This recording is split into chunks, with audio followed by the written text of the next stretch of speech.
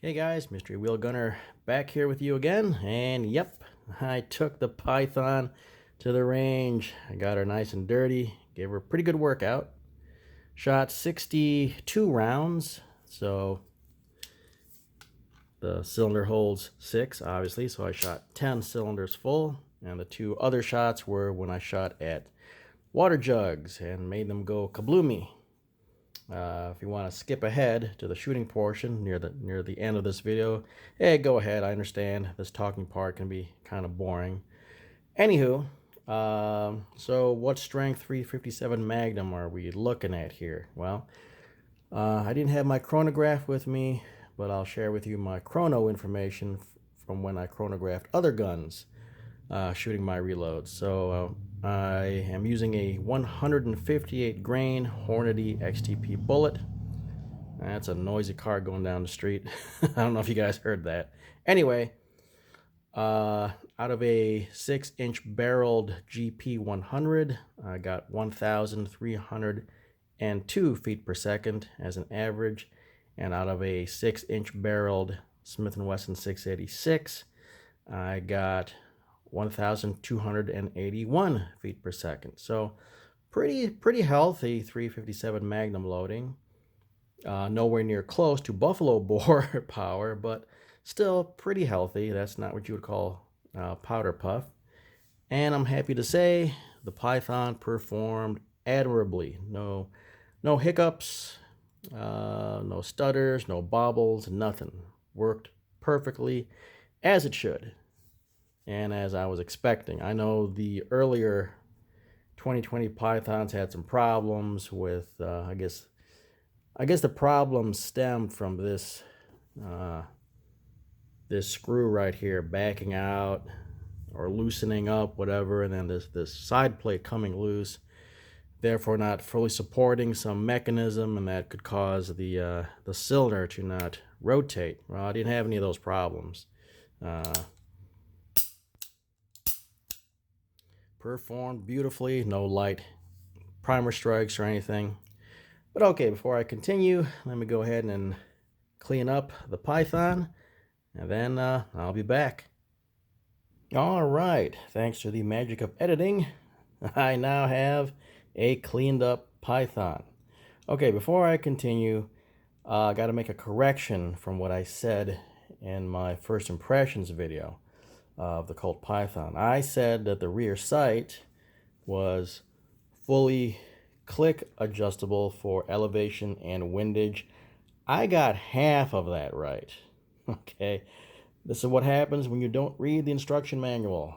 But, you know, hey, I'm a guy, all right? Guys don't read instruction manuals. Maybe we should, but we don't. Anyway, elevation is click adjustable. That part I got right. Okay, when you make your adjustments here on the elevation screw, you can feel the detents. You can feel the clicks. Windage, however, freewheels. Yeah, the screw on the windage adjustment just freewheels. There are no detents to feel. Plus, there is a set screw. Once you're done adjusting your windage, you lock it down by tightening a set screw. Obviously, you must also loosen the set screw before you make your adjustments. You must have a .05 Allen key or Allen wrench. I've heard it both ways. Thankfully, I had one already because one does not come in the box. I looked all through the packaging, everything that came with the Python. If it's there, I missed it, but I really don't think it comes with one. But anyway, they're not too difficult to find. Again, .05 Allen key or Allen wrench is what you need to loosen and tighten the set screw. Okay, time for trigger snobbery. First, safety check again, because I'll be playing with the trigger. All right, keep in mind I'm only one guy, just one revolver enthusiast. I'm not an expert. Sometimes I might sound like a know-it-all, but I'm not an expert. I'm not a competition shooter, just an enthusiast. These are just my opinions. Okay, trigger snobbery. Glassy, smooth trigger. I mean, that is one glassy, smooth trigger. Now, I really mean that. I mean, I've fired Rugers, I've fired Smith & Wessons. If you've been watching my channel, you know I've shot many Smith & Wessons. And as good as those triggers are, and they are good, none of them are this smooth. Okay, just saying. Even on the best Smith & Wesson triggers, you can feel, you can feel the mechanical action. You can feel like a ratcheting action in there. You can feel it, but this, it's just smooth all the way through. It's like it's like the triggers on ball bearings or something.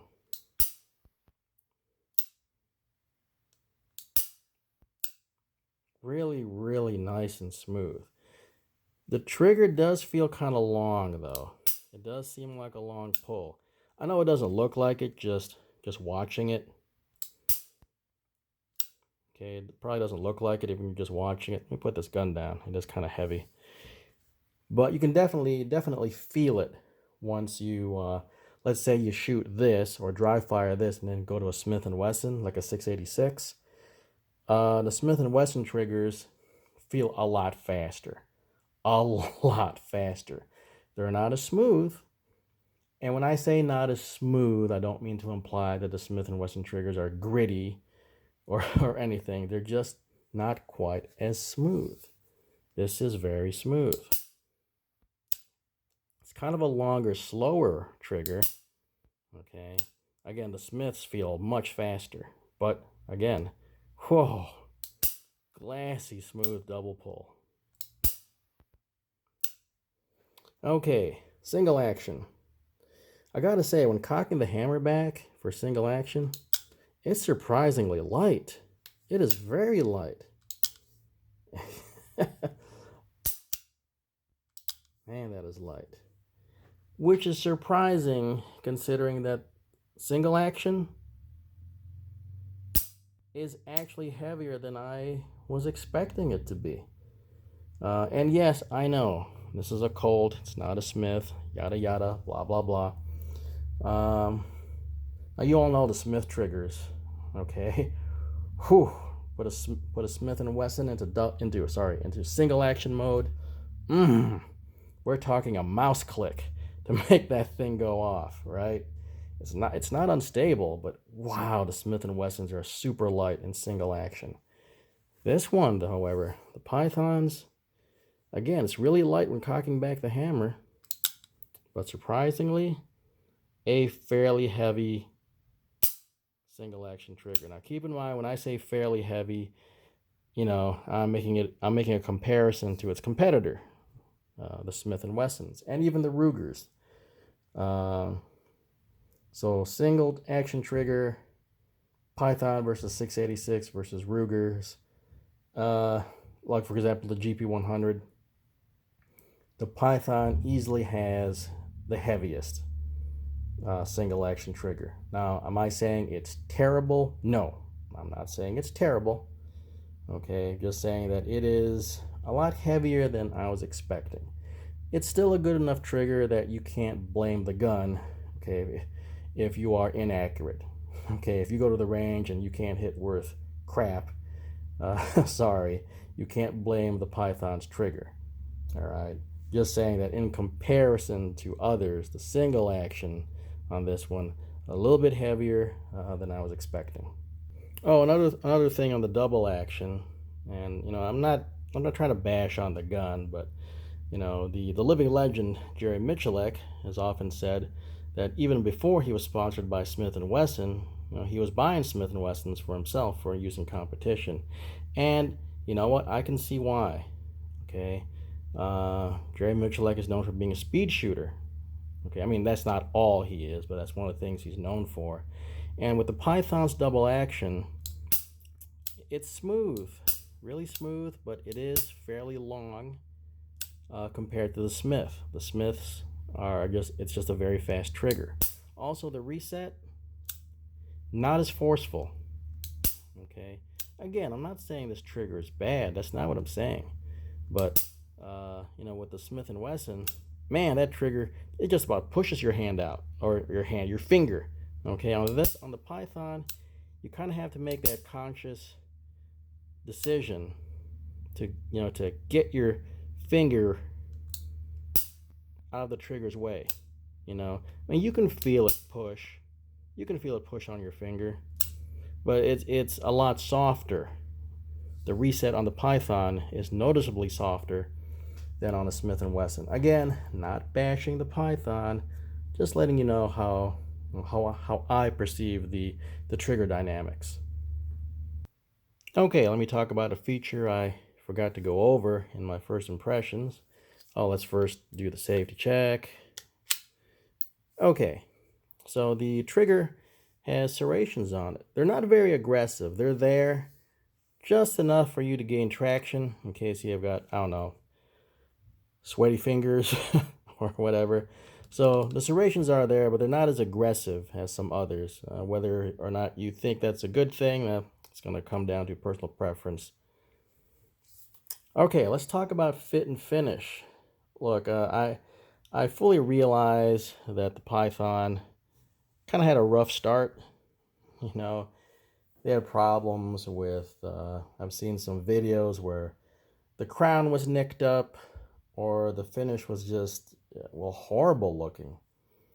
And of course, you had the Pythons with the mechanical problems. So it was kind of a rough start. But you know what? I think Colt finally got their stuff together with these, with the later waves of the Pythons. Look at the fit on this thing. Okay, look at that. Hopefully you can see that. I'm going to pop it open. Some manufacturers call this the yoke. Some manufacturers call this the crane. I'll just go ahead and call it the crane. You all know what I'm talking about, right?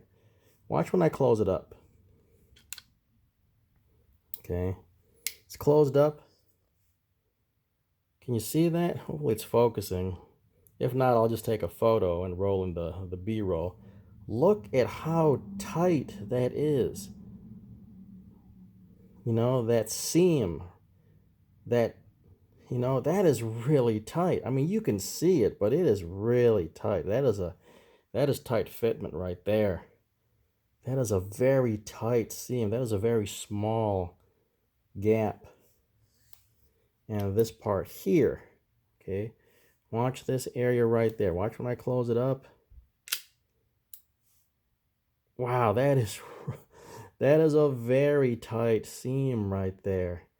Very, very small crane to frame gap here on the side and also on the front. So, just saying that's about as tight as you can get. So for all the people that were wringing their hands wondering, oh goodness, I don't know, can Colt fit them as tight as they did, back then? Obviously the answer is yes. Okay, CNC machining, I'm sure there was still a human probably doing the final little bits of fitment, but with today's CNC machining, yeah, you can get that tight. Look at that. That is just amazing. So good job on Colt. Yeah, it's a pricey revolver, but I can see, at least with these later ones, okay, and again, I'm not trying to gloss over the problems of that first wave, but at least with these later ones, and I'm assuming the ones that got fixed by Colt, I can see where my money is going. It's got again, you saw the fitment, the fitting. Man, that is tight. The finish, okay, it's not quite a mirror, but oh, it's probably like just a notch below. I mean, you can see it's catching some reflections. You see that? It will catch the reflections. Not quite as, I mean, you can take this up another notch, of course. Okay, so it's not a true mirror polish, but it's definitely high polish, and you're gonna need workers who will take the time polish it to this level, and you know that takes time. Labor costs money. So you got the polish of the gun, the fitment. I still think, I mean, it's a pricey revolver. You know, I would like to see the Python at a lower cost, make it more accessible. Because I'm a revolver guy. I want to see more people get into revolvers. I want more people to be able to enjoy a cool revolver like this. But, you know, there's the whole money logistics thing. If you can't get fitment this tight and a finish that's this nicely polished, and and expect a cheap gun. It's just one of those things. So while I would like to see this Python at a lower price just to make it more accessible, I can definitely see where the money's going.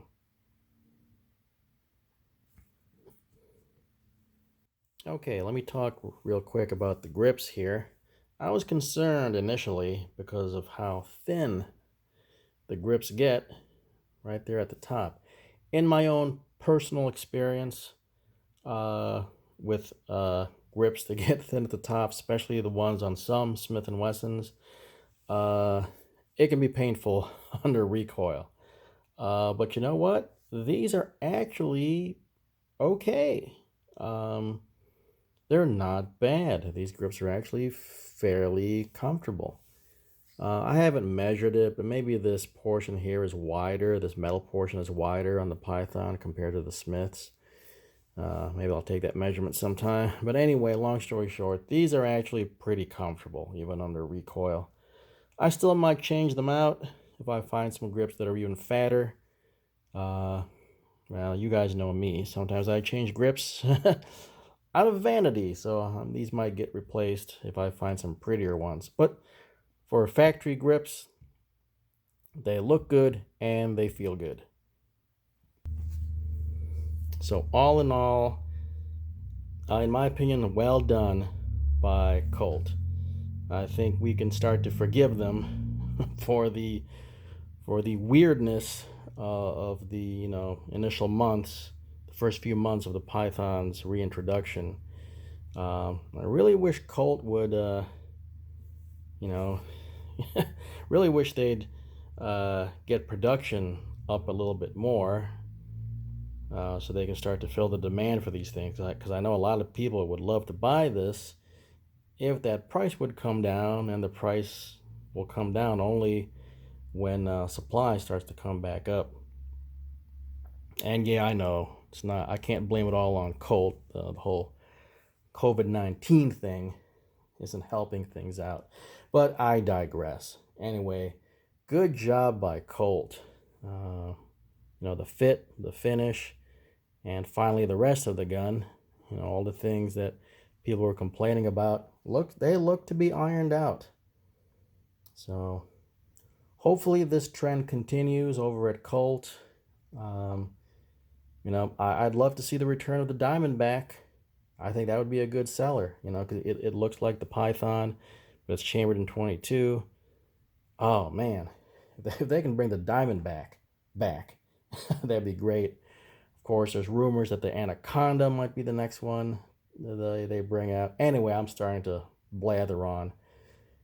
Anyway, like I said, good job by Colt. Really well done reintroduction of the Python. They seem to have fixed everything that people were complaining about. All right, that just about does it. Thanks very much for watching. I'll catch you guys next time.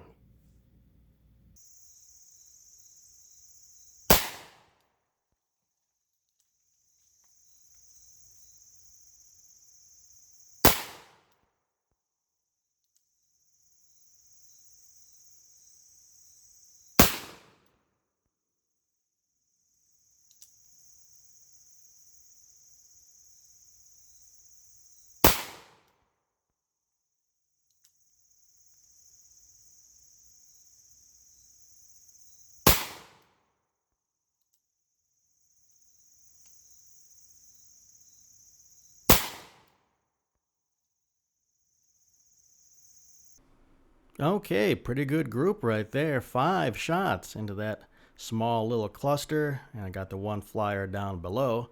That's still pretty good. Now, don't get me wrong, I'm not trying to brag on my marksmanship here. I'm shooting single action, plus I'm only 15 feet away. What I'm demonstrating here is that the 2020 Python does indeed have excellent inherent mechanical accuracy.